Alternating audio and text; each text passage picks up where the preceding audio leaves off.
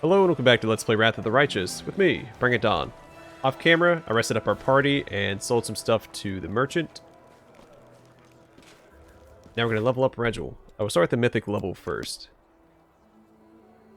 So I was tempted to give him Last Stand, because I cannot stress how good I think Last Stand is. Mostly because I keep comparing it to Die Hard, which I hate as a feature. So usually when your character falls unconscious, the enemies will stop focusing that character. With the Die Hard, that character remains conscious for a round after their health drops to 0 or below, which means they're going to continue to be focused. If the enemy was able to get that character down to that point in the first place, more than likely, they're going to die while in that state, in that next round. Last Stand, very similar effect, except for it says just when your HP drops low, you become unkillable, and for 2 rounds you become immune to damage. It gives you 2 rounds or 12 seconds to either wrap up the fight, kill the character in question to keep them in the fight after the effect wears off, or something like that. I don't know, it gives you 12 seconds to react and adapt to the situation and do something. I don't know, just it gives you options. And I can't get over how good this is. But instead, I'm probably going to go for damage here and give him Thundering Blows. Unrelenting Assault is another option, but I'll probably wait until we have a higher BAB. We're landing more attacks.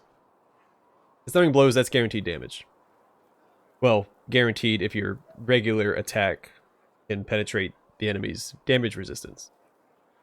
But anyway, the sound of your blows is powerful enough to damage even without piercing through enemy defenses.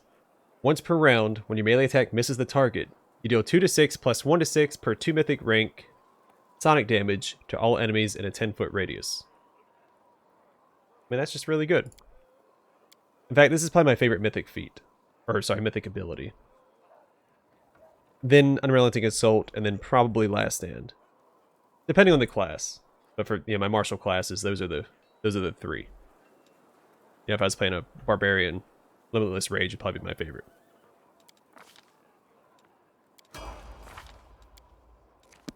Alright, now his regular class level up. He has 6 levels of Fighter Armiger and 1 level of Hell Knight. He has the Traveler background. So Traveler Gnome loses hatred and defensive training, but his base speed becomes 30 feet, and he gains +2 racial bonus on Lore Nature. Chilaxian Diabolist adds Knowledge Arcana. Oh no, this is his racial background, and this is his actual background. Cheliaxian Diabolist adds Knowledge Arcana to his class skills and gains +4 dodge bonus to armor class against devils. And he's a part of the Godclaw, which is a order that follows, what, 5 deities? Yeah, 5 deities. They're all lawful too. Iomedae, Torag, Berori, Abadar, and Asmodeus. He has 2-weapon fighting as his first feat. Your penalties on attack rolls for fighting with 2 weapons are reduced. The penalty for your primary hand lessens by 2, and the one for your offhand lessens by 6. And then it tells you what happens if you don't have this feat after that. We don't need to read that. Then Weapon Finesse. With a light weapon, Elven Curve Blade, Estoc, or Rapier made for a creature of your size category, you may use your Dexterity modifier instead of your Strength modifier on attack rolls. Then Fighter's Finesse. The fighter gains the benefits of the Weapon Finesse feat with all melee weapons that belong to the associated fighter weapon group. Fighter must have the Weapon Finesse feat before choosing this option.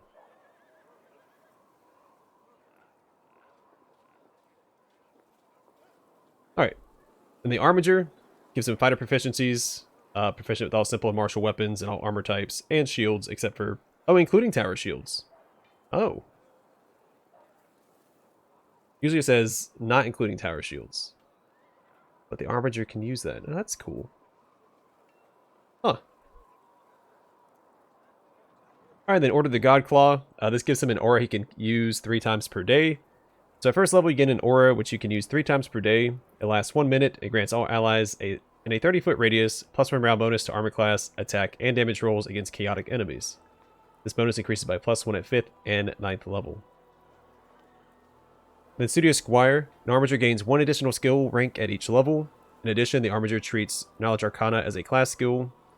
This alters the fighter's class skills and skill points per level, and replaces the fighter's bonus feats gained at 1st and 10th level.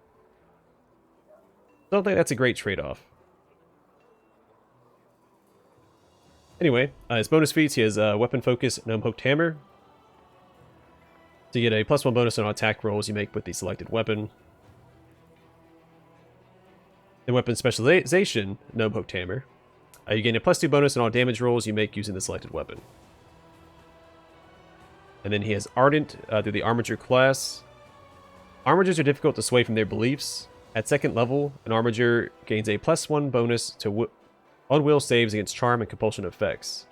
This bonus increases by 1 for every 4 fighter levels beyond 2nd. Additionally, the first time per day Armiger fails a saving throw against a charm or compulsion effect, he rerolls the saving throw with the same DC. This replaces Bravery.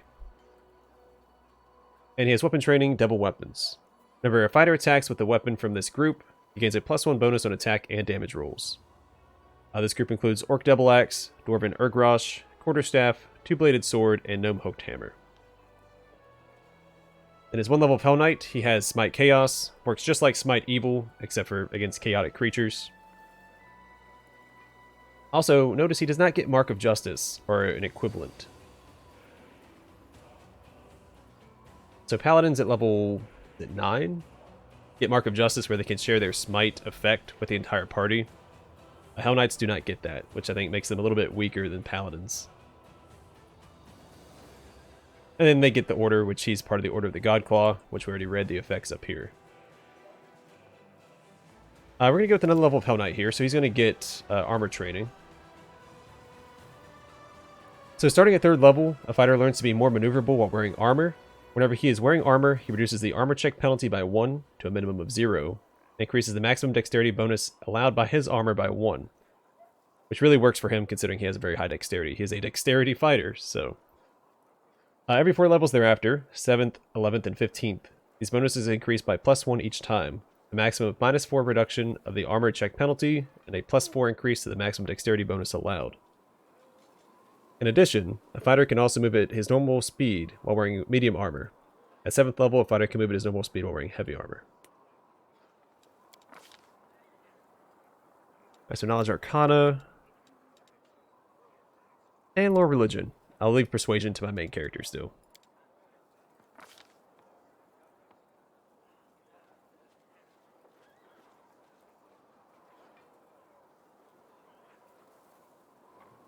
We're going to go with Improved 2-Weapon Fighting here. So you get a 2nd attack with your offhand weapon, albeit at a -5 penalty. Why not? So the Gnome Hooked Hammer does count as a double weapon. It's a 2-handed weapon, counts as a double weapon, kind of like a double-bladed lightsaber from KOTOR, if you're not playing on Xbox, because there was a bug on Xbox with the double-bladed lightsaber where it didn't count as a 2-weapon fighting. But on PC it did. That's like that, or, you know, the two-bladed sword in this game, which is probably an easier comparison. Alright, let's talk to Regil.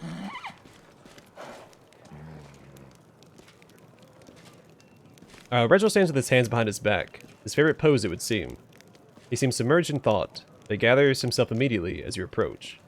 His pale yellow eyes examine you inquisitively. Knight Commander, it's good you found time to meet me. There's a matter of some urgency I must discuss with you. It was incredibly interesting, the power you and your companions received during the fight at the Great Garrison. Now my interest has been gratified. The power your companions received is passed on to me as well. It manifested after my usual evening reckoning. I believe I now present a true threat to the creatures and initiates of chaos. The imprisoned cultists we kept for certain observations experienced this firsthand. Regil's voice is unemotional, almost bored, but leaves no doubt as to the cultist's fate. Striking, isn't it? Divine intervention at a critical moment is rare, but not beyond imagining.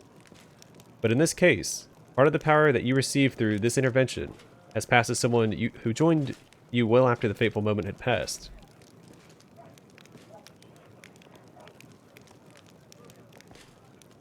Oh, I need to turn this off.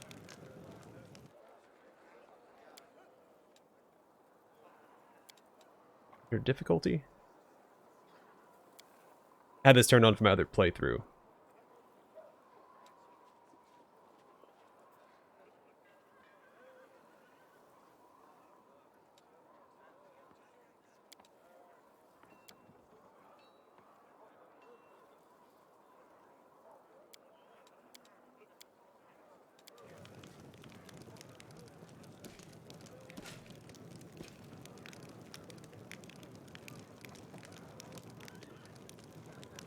And whatever the nature of this power, it'll help us in our mission, and that's good. Sensible pragmatism. One must always be pragmatic. In any case, with this shallow philosophizing, you must have some questions for me. May I ask you a few questions about yourself? Of course. What brought you to Mendev? The demonic threat, of course. The glaring inefficiency of the local command. I do not know if you're aware of this, but the Hell Knights owe their existence to the Demon Lords to a certain extent. Our first order appeared in response to Sifkesh's cultists and Cheliax. The chaos they wreaked could not fail to breed strict opposition. Those first knights were able to burn out the pestilence and crush the cult once and for all. I see no reason for the Hell Knights of today not to do the same to the tentacles of the world wound is spreading. Sorry, to the tentacles the world wound is spreading. I put an extra word in there. Without question, the task is far more difficult than anything we've encountered before, but it must be done to preserve world order. All the more so given that Queen Galfrey and her commanders are apparently not up to the task. The motives you list sound rather impersonal.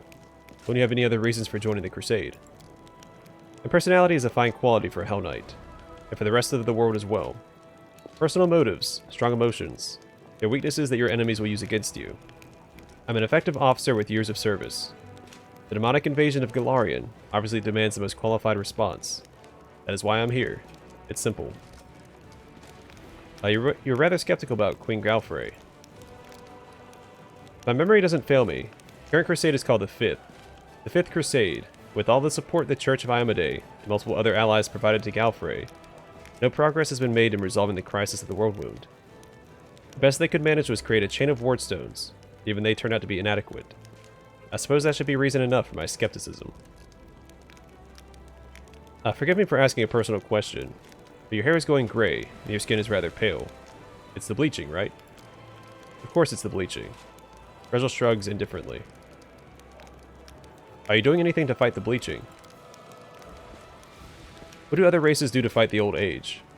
Regil allows himself a brief smirk. I know what made you ask this question. My kin have earned a certain reputation in their vain attempts to stave off the inevitable.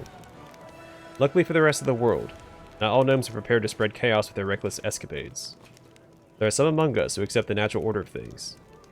The bleaching has no effect on my ability to carry out my duties, and therefore it has no, how should I put it, personal meaning for me. Do you have any family or friends? I've never wondered at the fate of the former, never had interest in the latter. If you allow me one piece of advice, Commander, never put too much stock in so-called friendship or camaraderie. Any bonds based on simple affection are temporary and unreliable. Half of your smiley companions certainly consider you their friend for the present, but they will break and betray you the moment you do anything that troubles their happy expectations. Place greater value and respect based on a rational evaluation of your companion's merits. I deeply respected my mentor, who trained me to join the ranks of the Hell Knights. I respected her so much that I killed her with my own hands when I discovered she betrayed the Order's ideals and was intending to leave our ranks.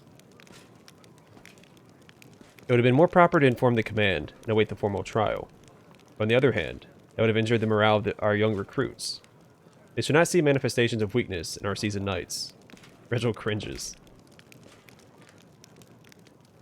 You've openly shown your distrust of the Crusader command. Why then have you decided to join me? Do not misread my behavior as distrust of you personally. Like every Hell Knight, I watch everyone closely, searching for signs of weakness and sin. Everyone including myself. Regil speaks the last word pointedly. Indeed, Regill Derenge is first on my list of suspects. I observe him daily, marking every fault, every hesitation, every weakness. I prepare the proper punishment. So it has been, and will be. As for your second question, I suppose we may be useful to each other. You and your army are a new power in the Crusade. I rate all the old powers as quite ineffective. I have yet to rate your own efforts. Earlier indications are positive. That means you may count on my help, for now. And what will happen if your assessment changes? I'll inform you of this, as well as any measures I intend to take. Be aware that I treat my allies more strictly than my enemies. This is a sign of respect. Regil's pale yellow eyes freeze in an expression of polite attention. My commander, greetings. An exclamation point, look at him. Showing some emotion. What can you tell me about the Hell Knights? I can tell you a great deal. However, if The Order's recruiters would be a better source of information on such matters. How are new Order members recruited? We accept as armigers any we find worthy, but for the main test, the one that separates the strong from the weak, they must face down a devil summoned directly from hell. If they defeat the beast honestly, the armiger becomes a rightful Hell Knight. If they lose, we simply forget their existence, like the world made an unfortunate mistake. Who do Hell Knights answer to? Only to the heads of their orders. In my case, it's Lictor Rezark Untor, head of the Order of the Godclaw. As a rule, the Hell Knights do not submit to the jurisdiction of any state. Same is true of local laws. We're happy to help local governments bring order. We consider their requests lawful, and if those who ask are worthy. But we do not serve them, and have every right to refuse their demands. So what do you value most? The law, and only the law. If you care so much about the law, how can you ignore the authority of the lawful rulers in the lands where you operate? We cannot call it law just because some foolish local prince thought it up, or a council of demented elders deems it wise, now can we? You see, one of the main principles of our brotherhood is that no one is immune from prosecution. A lawful ruler may be a criminal that poses a threat to society. We must be able to punish them as well. This is why Hell Knights only honor the measure and the chain, the doctrine shared by all our orders. Why Hell Knights serve only their officers, in the aim of transforming this chaos-torn world and leading it to a brilliant and ordered future. We're the main bastion of order in Golarion, no matter how much some naysayers try to refute it. Oh, thank you. I've learned everything I wanted to know. Expanding one's knowledge is a good deed, provided, of course, that this knowledge is useful.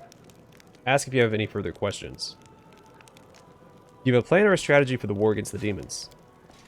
A spark flashes in Regil's eyes. I have a clear idea of the forces I shall require to wage effective war against the World Wound. Currently, I do not possess them. But I know what steps I must take. We must amass and fortify, gather scouting information, resolve certain problems of an organizational nature. Once the problem of Dresden is solved, I shall direct some of my knights to prepare an outpost for the party. We've already scouted a suitable location, the ruins of an old shrine, which still holds the remnants of an ancient power, and is thus a lure for demons. An excellent foothold for honing our skills and studying the enemy. That is my next goal. Well, thank you for speaking with me. Until next time. Alright, I like him. Pragmatic to a fault.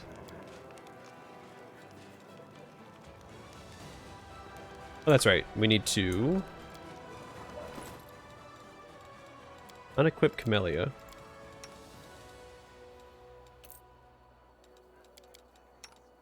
I did that off camera as well. I did take the belt off of Camellia and give it to him. And that's all I could do, so she can keep this for now. Alright, let's head back out.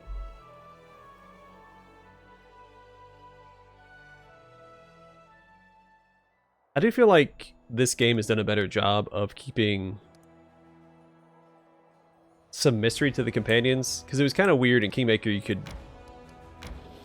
talk to them about almost everything when you first met them. This game seems to have companions a little bit more reserved.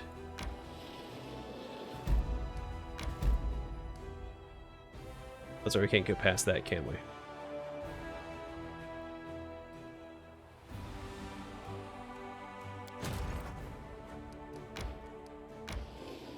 Alright, so the decree that we got that increases the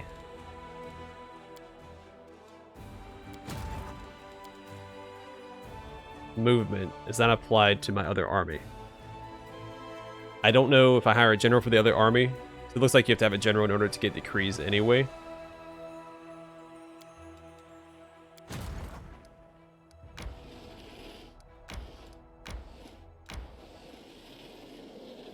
So I don't know if that bonus will be transitioned to all of future generals or not. We could go to Chili Creek. We could also go to the Nameless Ruins. Let's go and do that.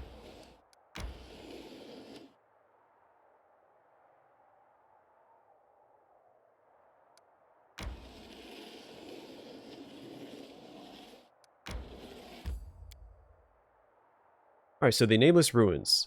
The unknown ruins that currently remains seem to date back to the time of Sarkoris. It is one of the few places that has not changed since the opening of the World Wound.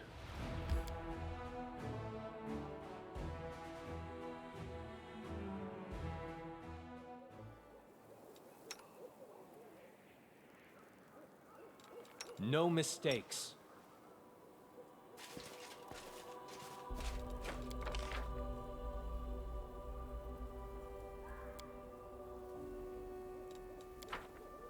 I'll go ahead.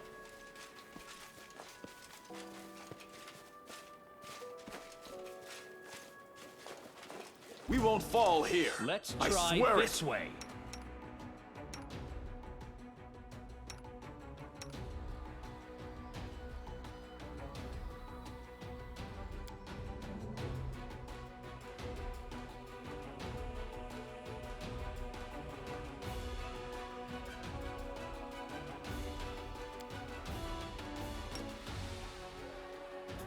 It seems I've made a mistake.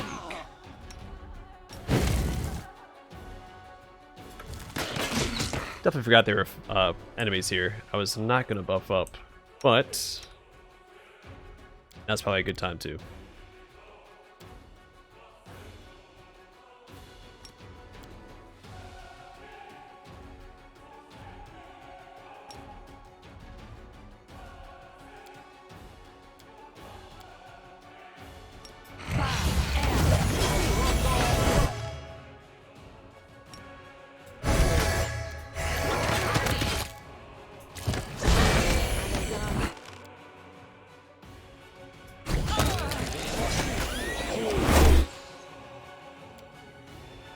Go ahead and enlarge Sesu. Oh, Sosio, not Sesu.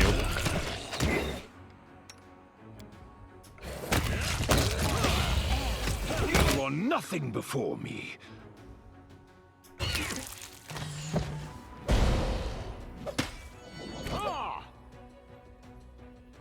This will hurt. Did you see that?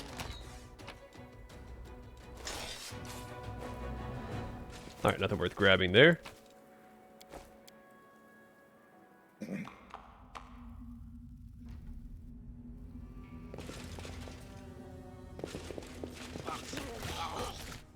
I will help where I can. I refuse to accept their statement. Retreat is not an option. Why did I dismount from the horse?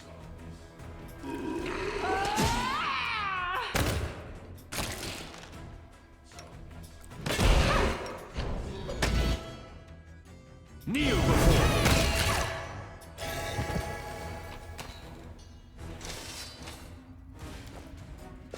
So I'm assuming these little symbols here are going to come into play later. They're not relevant quite yet. I will lend you my aid.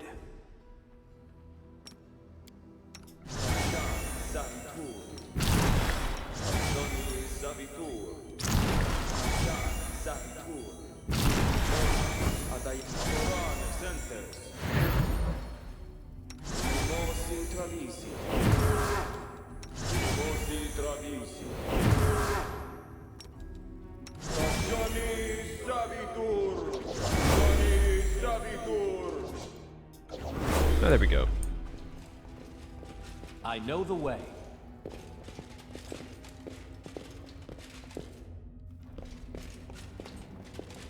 Rely on me.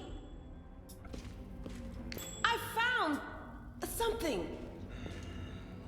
Let's prove their logic is lacking. Just gonna pull back a little bit further. Or not. Alright, back into the fray.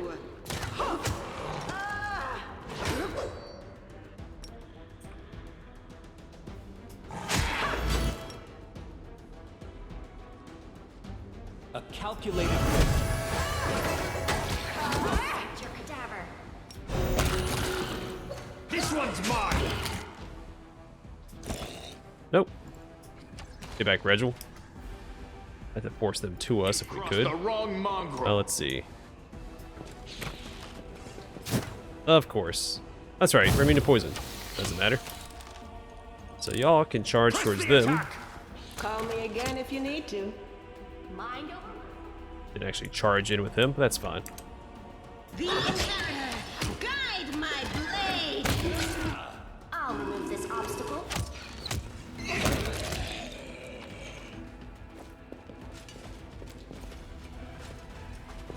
Oh, well, that happened.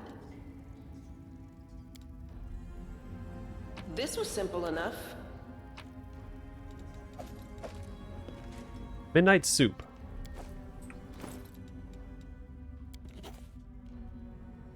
Advance of Vast Intelligence. Give that to her. And Cloak of Cleansing. Its Cloak of Resistance +2 additionally grants the wearer +2 bonus on saving throws against compulsion and disease effects. I'll stack nicely with him. So he already has a bonus resistance against compulsion effects. Remnants of the Ghoul's Feast. Will 19. This was simple enough. Ring of Protection +2 from that. The scattered remains are sickening to look upon. The ghouls clearly ate their fill. Fortunately, they were not interested in the jewelry left on the bodies.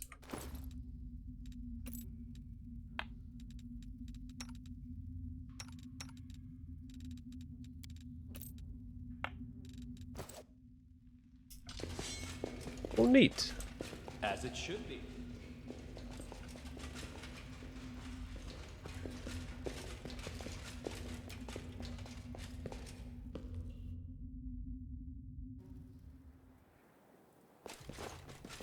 Are we My in trouble will yet? is resolute.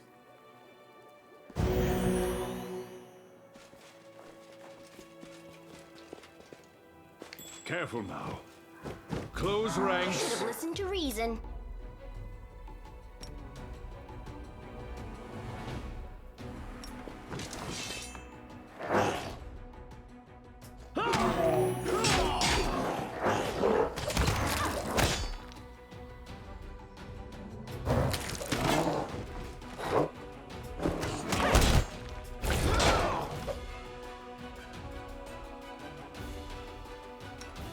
This should do it. Retreat is not an option.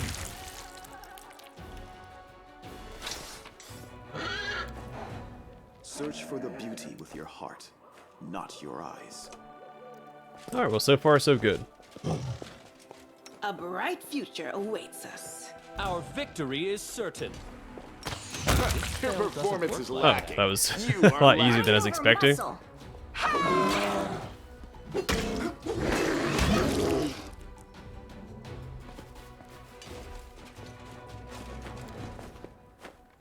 Call me again if you need to. That is not far. What's that there? This was simple enough. I'll go ahead.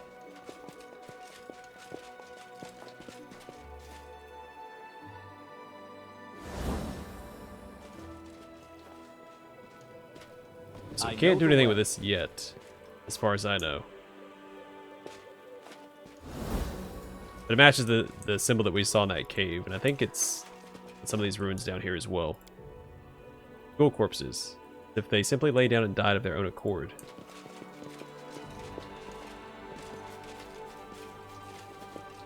Yeah, so there's that symbol again. They just say the same stuff they've been saying this whole time.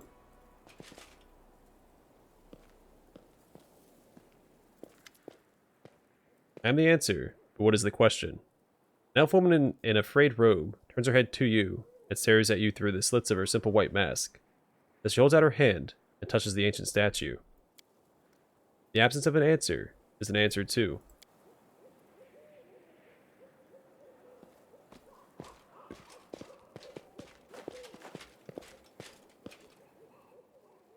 Hey, wait, where are you going? Spontaneous dematerialization is unscientific. Nenio touches a statue and suddenly freezes. Following her example, you put your hand on the statue. The world around you ceases to exist. You are a lone grain of sand floating in the emptiness of the unknown. Your path has no beginning and no end. You are tiny and insignificant in comparison with the cosmos that surrounds you. But then something changes. Emptiness takes notice of you. It stares at you, measures and assesses you. Then a question comes, as simple and as deep as the emptiness itself. Who are you? I am Don Quixote. The name you uttered, that seems so powerful and proud, rings through the emptiness. And the silence comes, bleak and oppressive. The emptiness still waits your answer. I am... Do you want to say your name? But what is it? Just a set of sounds you use to associate you with yourself. You are Don Quixote. Who decided this is who you are? Your parents? Yourself? Someone else? A name is just a label you take voluntarily. What happens if you tear this label off? What hides behind behind the name Don Quixote? Behold the truth. Open yourself to knowledge. Reveal yourself.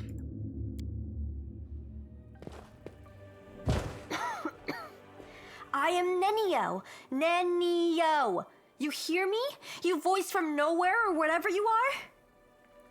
You're a stifled cough nearby. Where Nenio used to be, you now see an unfamiliar kitsune curled up tight on the ground. What's going on here? Nenio, is that you? Seela instinctively lays her hand on her weapon. You are a kitsune. It appears your observation is correct. I am a kitsune. The kitsune stares down at her hands, then runs her fingers over her pointy muzzle, lingering over her sharp teeth and ears. If my hypothesis is correct, and the probability of that is close to 100%, I have always been a kitsune, but at some point I decided to forget that piece of knowledge. Following this line of reasoning, it would seem the fact of my membership of a certain race just doesn't seem relevant to me. Nenio scratches behind her ear. Also, there is a more important question. Why did my true identity reveal itself in this precise moment? You cast a pensive look at the ancient statue towering over you. How could you forget you're a kitsune? This question is irrelevant in the current situation. If you wish, you can ask me about it later. If you believe that I've been keeping my true identity a secret on purpose, you are mistaken. I have no interest in your causes, your battles, or your secrets, if you have any. All I need from you is your assistance with my experiments. And with this. Nenio sweeps her hand in a wide circle, gesturing at the statues around you. I have no words. Can I just stand here silently and look like I'm thinking something smart? What was that? I found myself in emptiness, and a voice asked me questions. I suppose it was a trap that yanked our minds out of our plane and temporarily transferred us to another one. I wish I knew which plane. By the way, did you know that the most efficient way to disarm a corridor's worth of magical traps is with the help of a scientist who has been told that the formula for an elixir of the ancient races lies hidden at the end of said booby-trapped corridor? Kitsune sighs heavily. Whose voice do you think it was? I haven't the slightest idea. But it is most definitely an extremely wise entity. Besides, the entity displayed no aggressive tendencies, which gives us hope that it can be reasoned with. So what do you think about that? The voice in the emptiness asked me, and judging by your reaction, you too, who I am. And merely stating my name failed to satisfy it. The trap then forced me to assume my true form, which I had completely forgotten about. Nenio frowns. I suppose this trap wasn't a trap per se. It rather was a closed portal leading to some hidden place that can easily unveil secrets and reveal the truth. The one who spoke to us seemed to solve me like a riddle, in an instant just by looking at me. I would like to meet this entity. Can you imagine which secrets it can unravel? I want to speak to it, and you, my follower, must help me. The kitsune's eyes light up. But how can you get there? If there is a door, there must be a way to open it. If there's a lock, there must be a key to it. There is an inscription here, right on the statue. I am the void and the emptiness. I am the starting point. I am infinite. Tear my mask off and let it fall at my feet. I don't understand this at all. How thrilling! Nenio clears her throat. Sounds like a riddle. It does. It really does. I love riddles and puzzles. How do we solve it? Each of them is inscribed with a riddle, and each demands that something be placed at its feet. I guess we need some items that represent the answers to these riddles, but don't ask me where we should look for them. Nenio quickly examines the statues. Maybe we should ask one of these geysers. I don't think they can help us. Looks like all they can do is mumble their mantra about questions and answers. Why are you so sure that the unknown entity behind the mysterious portal would even want to talk to us? I'm not sure at all, but we must try. We simply must. Getting there and talking with this entity will be the greatest of my experiments. No exaggeration. A portal that leads to the unknown could be dangerous. The world wound is dangerous. Walking under a hanging icicle is dangerous. Even choking on a chunk of badly chewed food can lead to a fatal outcome after all. Living is dangerous. But what is danger compared to knowledge? Looks like there's nothing more we can do here now. With deepest regret, I have to admit that you are right. It's highly unlikely that we'll be able to solve this riddle right here and now. We'll have to temporarily withdraw so we can return when we're armed and ready. Nenio sighs and turns away from the statue.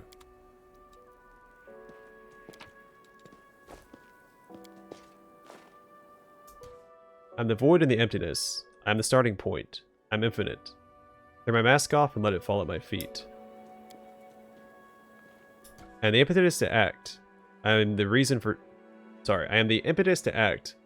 I am reason for torture, and a cause for insomnia. Tear my mask off and let it fall at my feet. I am the unknown. I scare cowards, but reveal my secrets to the brave. Tear my mask off and let it fall at my feet. I am the end of the road. I am superiority. I am loneliness. Tear off my mask and let it fall at my feet. The sand looks utterly unremarkable, apart from its inexplicable presence here among the ruins and woodland. I'm the Oh wait, no, we already read that one.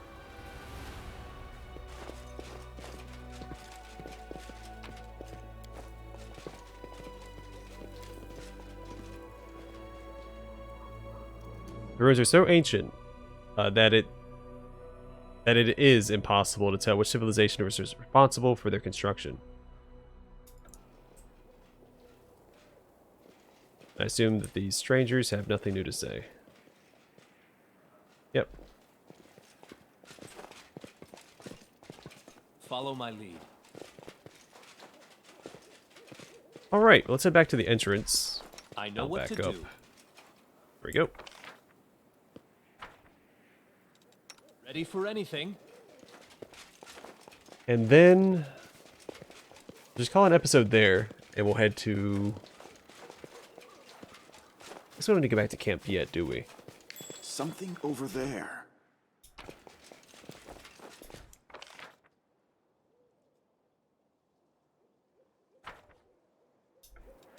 Time's not waiting.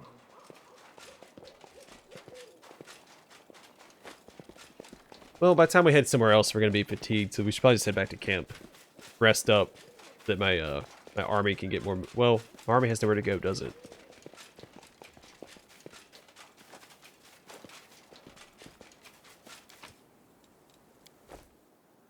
I think what I'll do is I'll head towards Chili Creek off camera. And we'll take care of that next time. I'll probably swing by the camp, sell stuff, and rest up. I head to Chili Creek. And then I think all we have left is Leper's Smile for now. There might be a location down here, I don't remember. I don't want to send my my army down there and deal with this level 7 demon army. So that's what I'll do. I'll head back to camp, I'll rest up, sell some stuff, and then in the next episode we'll start on the overworld map. And we'll head to Chili Creek next time. But for now, thanks for watching. I'll see you guys in the next one.